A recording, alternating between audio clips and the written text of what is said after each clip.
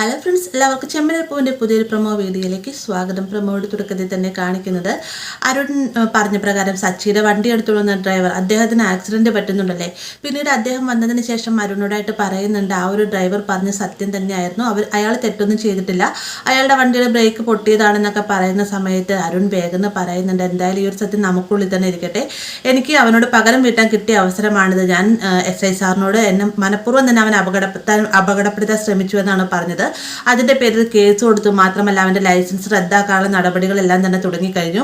ഇനി അത് അങ്ങനെ തന്നെ പോകണമെന്ന് പറഞ്ഞുകൊണ്ട്, അതായത് ഒരു സച്ചിയെ മനഃപൂർവ്വം ഈ ഒരു കേസിലേക്ക് കൊടുക്കുന്നതിന് വേണ്ടി തന്നെ അരുൺ ശ്രമിക്കുകയാണ് കേട്ടോ. അതേസമയം തന്നെ സച്ചിയാകട്ടെ അന്നേ ദിവസം കാറില്ലാത്തതുകൊണ്ട് തന്നെ ഡ്രൈവിംഗ് ജോലിക്ക് പോകാൻ പറ്റുകയില്ല. അതുകൊണ്ട് തന്നെ രേവതിനെ പൂക്കൾ കെട്ടാനായിട്ട് സഹായിക്കുന്നത് കണ്ടുകൊണ്ടാണ് ചന്ദ്രയും രവി അങ്ങോട്ടേക്ക് വരുന്നത്.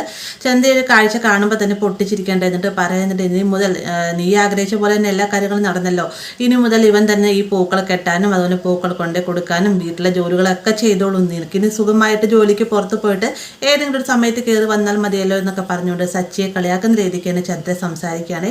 പിന്നീട് കാണിക്കുന്ന രേവതി എങ്ങനെയും സച്ചിയുടെ വണ്ടി പോലീസ് സ്റ്റേഷനിൽ ഇറക്കാനുള്ള അതിനു വേണ്ടി തന്നെ നേരെ പോലീസ് സ്റ്റേഷനിലേക്ക് ചെല്ലുന്ന സമയത്താണ് ഈ ഒരു കോൺസ്റ്റബിൾ, അതായത് സച്ചിയുടെ വണ്ടി ഓടിച്ച് കൈയൊടിഞ്ഞ കോൺസ്റ്റബിൾ, അദ്ദേഹം മറ്റൊരു പോലീസുകാരനോടായിട്ട് പറയുന്നത് അരുൺ സാർ മനഃപൂർവ്വം തന്നെ അയാളെ കൊടുക്കാൻ ശ്രമിക്കുകയാണ്, അയാൾക്കടെ വണ്ടിയുടെ ബ്രേക്ക് പൊട്ടിയതാണെന്ന് ഞാൻ പറഞ്ഞിട്ടും അരുൺ സാർ അതൊന്നും കേട്ടില്ല എന്നൊക്കെ പറയാണ്ട്. അപ്പം തന്നെ രേവതി അകത്ത് നിന്ന് കേൾക്കുകയാണ്. ഇവർ രണ്ടുപേരും സംസാരിക്കുന്ന രേവതി സച്ചിയുടെ ഭർത്താവാണ് എന്നറിയാതെ തന്നെയാണ് സംസാരിച്ചുകൊണ്ടിരിക്കുന്നത്.